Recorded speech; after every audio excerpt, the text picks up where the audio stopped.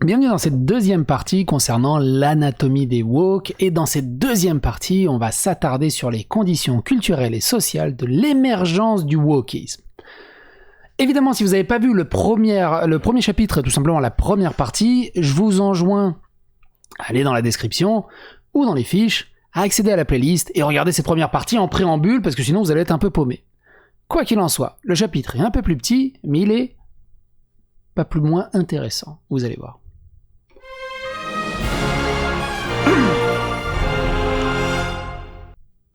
Donc partie 2, les conditions culturelles et sociales de l'émergence du wokisme. L'émergence de la pensée woke a requis certaines conditions sociologiques. Ces dernières ont été notamment étudiées par le sociologue Bradley Campbell et Jason Manning dans un ouvrage paru en 2018. Le terme woke y apparaît peu, car il lui préfère celui de culture de la victimisation. C'est cool. Qu'il juge plus pertinent pour leur approche. D'ailleurs, quand tu regardes, on parle tout le temps de fragilité blanche en ce moment, mais au final, on pourrait très bien parler de fragilité woke, cette culture de la victimisation. Contre la culture de l'honneur et contre la culture de la dignité, la promotion d'une culture de la victimisation. Selon Campbell et Manning, la culture de la victimisation se différencie aussi bien de la culture de l'honneur que de la culture de la dignité. Ces deux dernières dominaient respectivement les sociétés traditionnelles et la modernité. La culture de l'honneur valorise le fait de défendre vigoureusement son honneur, souvent en provoquant en duel son adversaire. Elle répugne à recourir à la loi ou à des tierces personnes pour régler ses différends. La culture de la dignité, elle, pousse à ne pas offenser pour des vétilles et à régler ses désaccords par le truchement de la justice dans le seul cas où il le mérite. À l'opposé, la culture de la victimisation encourage la capacité à se sentir offensé, à régler ses griefs à travers les interventions des tiers. Le statut de victime fait l'objet d'une sacralisation. Évidemment, tout ça, woke, SJW, Baito, progressisme, Team Progrès, Snowflake, tout ça c'est le même moule, c'est la même valise. La prolifération ces dernières années de fausses accusations et de hate crime hoaxes, fausses accusations d'actes haineux sur le campus, est un fait social que ces auteurs ont interrogé. Il est une illustration de l'émergence de cette nouvelle culture. Or, une fois les mensonges éventés et la manipulation dévoilée, les conséquences sociales pour les semeurs de troubles s'avèrent minimes, voire inexistantes. À condition que leur canular place dans la position du bourreau une personne considérée dominante et dans la position de la victime une personne considérée dominée. Ainsi, à titre d'exemple, après avoir admis en 2011 avoir fabriqué de toutes pièces son témoignage narrant une violence policière raciste commise à son égard, Jonathan Perkins, étudiant en droit de l'Université de Virginie, a justifié sa calomnie par la volonté d'attirer l'attention sur le sujet des bavures policières. En gros, il s'est rien passé, il n'y a rien eu, mais il s'est estimé qu'il a eu le droit de mentir pour mettre la lumière sur le problème des bavures policières. Et c'est tellement contre-productif. C'est évidemment que c'est contre-productif, parce que quand il y a vraiment une bavure policière, on va pas le croire, ou on va diminuer les faits. Dans le droit fil de la pensée woke, la valeur de la finalité, ici la justice sociale, suffit à justifier le recours à ce type de moyens. On notera que les policiers injustement accusés ne sont pas admis dans la catégorie des victimes. Eux, ils n'y ont pas le droit. Et on en a parlé dans la partie 1, vers la fin de la vidéo, sur le problème qu'ont les woke et ce genre d'idéologie absolument à s'absoudre d'une certaine logique, et que même si c'est totalement paradoxal et contre-productif, l'important c'est la stratégie, et pas la logique. La conclusion tirée par Manning et Campbell de ces événements est la suivante. Si le statut de victime ne conférait aucun avantage, pourquoi tout cela se produirait-il ? Pourquoi quelqu'un prétendrait-il faussement être une victime s'il n'y avait aucun avantage à le faire ? Le fait qu'il se fasse démontre que le statut de victime est en réalité une ressource sociale, une forme de statut. Petit 2. Promouvoir l'intervention de tierces personnes pour la gestion des griefs. L'approche conséquentialiste du wokisme fait qu'une manière de comprendre certains comportements d'étudiants sur le campus consiste à se demander ce qu'ils cherchent à accomplir. Quel est le but de fausses accusations, des discours sur les safe spaces, les espaces protégés, et des micro-agressions. Outre l'effet de générer de nouvelles victimes à partir de la définition de nouvelles oppressions, les attitudes de certains étudiants ont souvent comme conséquence d'obliger des tierces personnes à intervenir. La définition d'une micro-agression est donnée par Derald Wing-Soo, qui a grandement contribué à faire connaître cette expression. Il s'agit d'indignité verbale, comportementale et environnementale quotidienne, brève et banale, intentionnelle ou non, qui transmettent à la personne ou au groupe cible des invectives hostiles, désobligeantes ou négatives liées à la race, au sexe, à l'orientation sexuelle ou à la religion. Notons déjà que contrairement à une agression, une micro-agression ne requiert aucune intention malfaisante. C'est-à-dire que même si t'as pas voulu être méchant, si c'était sous le terme de la blague ou tu t'y es mal pris, c'est quand même une micro-agression. Cela permet de classifier potentiellement un nombre infini de comportements et de propos dans cette catégorie. Dire par exemple « All Lives Matters » ou complimenter une femme pour ses chaussures ont déjà été inscrits comme des micro-agressions. Ah ouais, tu veux que tout le monde vive, espèce de raciste. Ah ouais, tu trouves que mes chaussures sont belles, espèce de macho. C'est des micro-agressions du patriarcat blanc. Les étudiants woke profitent du flou qui entoure la notion de micro-agression ainsi que les raisons pour lesquelles sa connotation serait jugée violente et dangereuse pour légitimer des interventions extérieures.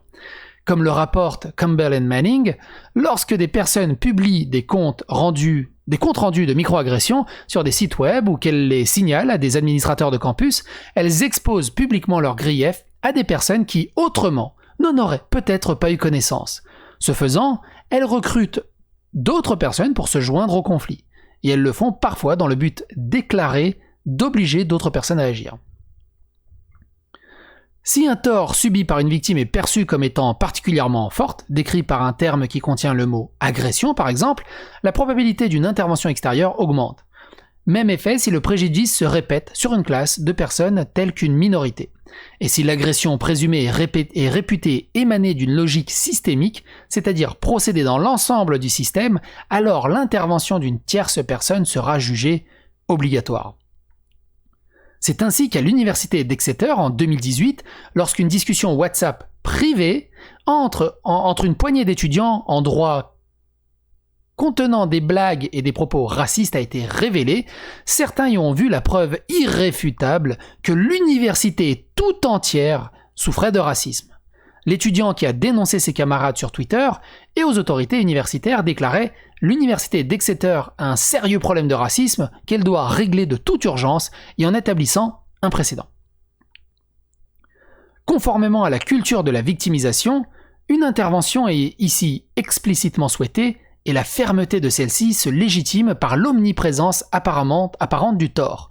2 jours plus tard, le groupe Exeter Unmasked organisait d'ailleurs une manifestation qui appelait au témoignage de ceux qui auraient pu observer des propos ou actes racistes sur le campus, et les organisateurs affirmaient vouloir mettre en évidence les problèmes systémiques plus larges qui ont provoqué ces commentaires, ainsi que leur volonté de décoloniser l'université. À la suite de cet incident, la réaction de l'université ne s'est pas fait attendre. La Bracton Law Society, dont faisaient partie les étudiants, a été dissoute, 5 élèves ont été exclus de l'université, et la police s'en est même mêlée. Mêlée, ouais, c'est mêlée, et meule. S'en est même mêlée. Une fois ces mesures prises, l'étudiant qui avait déclenché l'affaire s'est réjoui publiquement du résultat. Il a gagné ses points de vertu, tout simplement. De plus, la bureaucratie universitaire d'Exeter a pu simultanément légitimer son utilité et étendre son influence, puisqu'une nouvelle Provost Commission a vu le jour depuis cet incident, avec pour ambition d'œuvrer pour une communauté universitaire ouverte, diverse et sûre. Ils ont mis un système en place qui n'existait pas. Ils ont créé un besoin, ils ont créé une demande, et maintenant, ils vont être payés pour chasser un problème qui n'existe pas, ou même s'il y a eu débordement, il y avait déjà des lois internes pour résoudre ce débordement. Et aussi, tous ces gens-là, c'est woke, et maintenant il y a même des diplômes de justice sociale, des doctorats de justice sociale qui s'émettent, et tout ça c'est dans des très grosses universités. Yale, Oxford, Harvard. Donc c'est pas l'étudiant pékin moyen du lycée de Jean Renoir. On est dans les hautes sphères. Ce sont souvent des gamins, on va dire entre guillemets, de bourgeois. Je pense qu'on peut dire que, entre guillemets, tous ceux qui sont à Harvard, il y a de grandes chances qu'une très grosse majorité soit des bourgeois. Ce qui est pas un mal, hein. Ce que je veux dire par là, c'est que ils sont dans des grandes écoles, ils sont dans des grandes familles, évidemment qu'ils vont finir dans des grandes sociétés.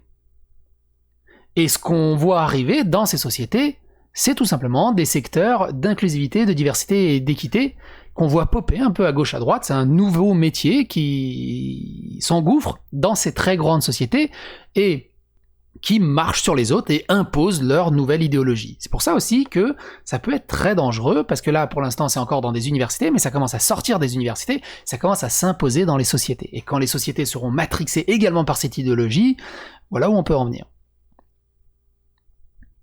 Outre la tendance à élargir l'étendue d'un tort ou d'en aggraver la portée, ceux qui baignent dans la culture de la victimisation cherchent généralement à imposer un cadre binaire, alors qu'ils luttent, c'est les premiers à lutter pour la non-binarité, auquel il est impossible d'échapper.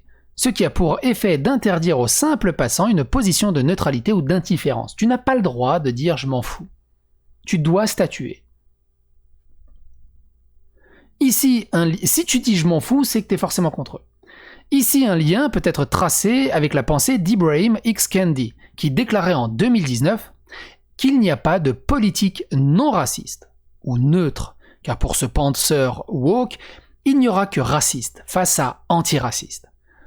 Ne souhaitant pas être jugé en position raciste, le spectateur non partisan se voit bien souvent contraint de prendre position et donc d'intervenir en faveur de la personne rangée dans la catégorie des dominés. C'est un peu l'analogie complètement pétée du chaudron d'eau chaude. Je vous renvoie à la vidéo, je crois qu'elle s'appelait La fausse gauche. Je crois que si vous tapez psychédélique La fausse gauche, vous tomberez dessus. Je sais plus c'est quoi le titre exact de la vidéo. Et Ibram X. Kendi, je suis sûr d'avoir déjà vu son nom quelque part. Ça se trouve, si vous tapez sur YouTube psychédélique Ibram X. Kendi, vous tomberez peut-être sur une vidéo traitant le sujet. Son nom n'est pas inconnu. La stratégie pour encourager l'intervention de tierces personnes varie car les sources de légitimité de l'intervention elles-mêmes peuvent varier. La foule tire la légitimité de son nombre et il s'agira dans ce cas de pousser essentiellement les réseaux sociaux à se mobiliser, souvent à l'aide d'un hashtag producteur de viralité, pour mettre en évidence une injustice supposée et faire la pression sur le bourreau présumé ou sur son employeur pour mettre fin à un contrat en cours. C'est en ce sens qu'il peut se révéler utile d'interpréter la cancel culture, culture de l'annulation ou culture du bannissement, comme une variante de plus de l'intervention d'une tierce partie, soit ici l'intervention de l'employeur sommé de rompre tous les liens contractuels, voire amicaux avec son employé devenu problématique. Notons que les réseaux sociaux permettent de démultiplier le nombre de tierces personnes virtuelles qui peuvent potentiellement venir au secours d'hypothétiques victimes lors d'une dispute. De ce point de vue, on peut se demander si ce mouvement aurait pu éclore sans la présence de réseaux numériques. Parce que dans la vraie vie, ça va toucher 2-3 personnes et plus personne n'en entendra parler. Dans les réseaux sociaux, tu vas avoir des centaines, des milliers de personnes qui vont venir rajouter leur grain de sel. Et là où ça serait juste étouffé, il devra agir. Juste pour calmer la foule. Ou les envoyer chier. Il y a quelques rares exemples où la société les envoie chier. Oh ouais, on fait comme on veut. Sur le campus, si l'attention des réseaux sociaux est presque toujours recherchée, l'objectif primordial reste l'intervention de l'administration. Les deux sont d'ailleurs complémentaires. La pression d'un hashtag attend l'intrusion bureaucratique dans une altercation. Appâter une administration universitaire nécessite cependant une approche assez spécifique. Le fait de masquer des revendications en utilisant une justification perçue comme objective, souvent issue du domaine de la psychologie, semble être une approche particulièrement performante. Comme le souligne Campbell et Manning, lorsqu'un groupe d'étudiants de Yale a exigé que les poètes blancs soient retirés du programme, ils n'ont pas formulé leur demande sous la forme d'une préférence. Nous préférerons lire des poètes non blancs. Ni même sous la forme d'une question de vertu. La diversité ethnique est une bonne chose, mais plutôt en insistant sur le fait que les étudiants allaient en souffrir. Notamment le caillou raciste. Qu'est-ce qu'on avait fait aussi ? qui pourrait s'apparenter à ça. Ah oui, bah oui, les maths, 2 plus 2 égale 4, c'est raciste, ça s'appuie là-dessus aussi. La musique classique, évidemment, j'y pensais pas, la musique classique est raciste aussi, parce que les gens souffrent de couleur. La Grèce antique, la mythologie grecque, et tout ça, on a fait des vidéos là-dessus. Je vous renvoie à la playlist SJW Baitso, type progrès, woke, tout ça. De plus, lorsque l'on souhaite faire annuler la venue d'un conférencier, la méthode la plus efficace consiste à soutenir que son discours est une mise en danger des étudiants. C'est ici que l'intervention distance administrative vient tout naturellement se justifier par la volonté simple de protéger des élèves. On l'a vu d'ailleurs sur un parallèle un peu différent récemment également avec Digimon. Digimon est taxé d'extrême droite et t'as les fansubs qui s'excusent d'avoir traduit ce fansub, qui mettent un trigger warning et qui anonymisent les traducteurs pour éviter tout potentiel problème. Et s'excusent de la souffrance proposée par cet épisode de Digimon. Les cas de l'université d'Exeter a révélé comment une intervention administrative a pu légitimer non seulement l'utilité de la bureaucratie existante, mais également la création de nouvelles structures. Au vu de la multiplication impressionnante de comités, de commissions et autres instances bureaucratiques depuis quelques années dans les universités américaines, avec des postes souvent mieux rémunérés que ceux des professeurs. Ces structures apparaissent efficaces pour justifier leur propre existence et favoriser l'élargissement constant de leur domaine de compétences. Le wokisme est, à ce titre, une occasion propice pour ce faire. Petit 3. Atomisation sociale et bureaucratisation des rapports sociaux. En toute logique, Campbell and Manning voit dans la présence d'une bureaucratie forte et étendue l'une des conditions de l'émergence de la culture de la victimisation. Cette bureaucratie sert d'autorité supérieure et apparemment neutre pour régler les nombreux griefs générés par cette culture morale. Ces structures sont aussi le fruit d'une atomisation sociale. On recourt à cette nouvelle forme juridique pour compenser l'affaiblissement des liens familiaux, communautaires ou religieux. Cet affaiblissement des liens sociaux est la deuxième condition identifiée par Campbell and Manning. En effet, les interventions bureaucratiques et les foules digitales ou réelles deviennent nécessaires lorsque l'on n'est plus assuré d'avoir assez de partisans déjà acquis à sa cause. Les campagnes de communication victimaire n'ont aucun sens dans une société où les communautés sont fortes, car le soutien de son groupe d'appartenance y est garanti d'avance. Cet auteur le résume ainsi. Les campagnes de soutien n'apparaissent pas là où la structure de la partisanerie favorise des alliés forts ou des ennemis forts, mais quelque part entre les deux, là où les tiers partis ne peuvent offrir qu'un soutien faible ou potentiel. L'université contemporaine où les corps étudiants changent chaque année et vit souvent loin de sa famille remplit parfaitement ce critère d'atomisation sociale. Les étudiants qui prêchent cette culture de la victimisation sont presque toujours issus des classes sociales les plus aisées, et c'est un critère, ce qu'on appelle les Baizo, B-A-I-Z-U-O, des fois les gens ne comprennent pas quand je dis Baizo, qui est un mot, un néologisme chinois, qui désigne les progressistes blancs aisés, généralement, pour raccourcir, mais allez regarder la définition entière. Et le mot est joli, Baizo. Baizo, le mot est joli. Baizo. Ça fait longtemps que je ne l'ai pas pratiqué, le chinois. Les plus aisés. Et c'est un critère supplémentaire à prendre en compte. La corrélation entre revenus élevés des parents et comportement woke est indéniable.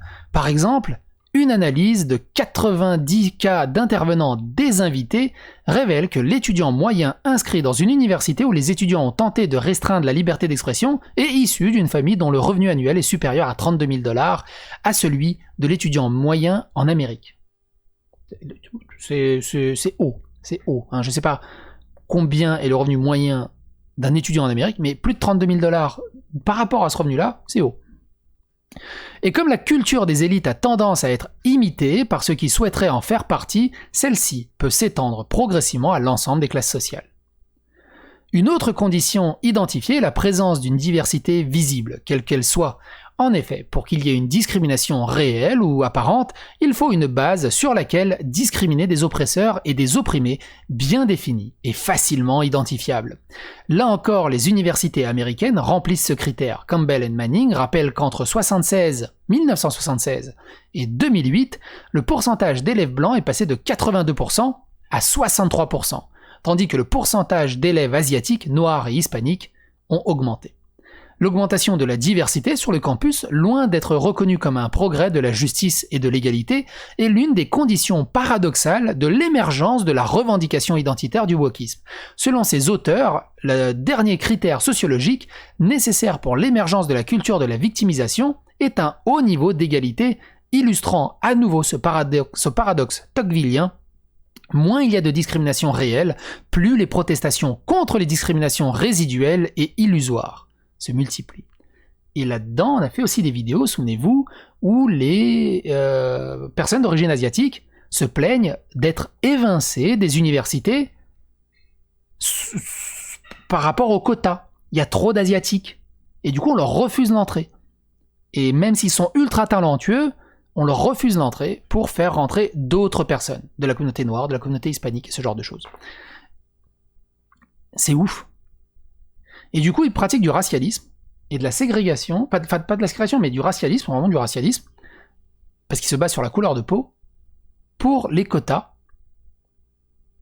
alors que c'est une université haut de gamme, et qu'on l'aime ou pas, pour moi, une université ultra haut de gamme, ça devrait ni être sur la couleur de peau, ni sur l'aspect financier, mais simplement à la méritocratie. Tu passes un test, si t'as une putain de tête, t'y vas. Point. Ça s'arrête à ça. C'est la méritocratie. En fait, ils veulent lutter contre la méritocratie. Ils veulent tuer l'égalité au profit de l'équité. Mais ça, c'est encore un autre débat, l'égalité et l'équité. Bref. On va passer à la partie 3, la psychologie woke, dans une autre vidéo. J'espère que cette série de vidéos vous plaît. N'hésitez pas à la phagocyter sur l'algorithme de YouTube, n'hésitez pas à la partager autour de vous, n'hésitez pas à soutenir la chaîne, liker, clocher, commenter, abonnez-vous, et on se revoit pour d'autres aventures.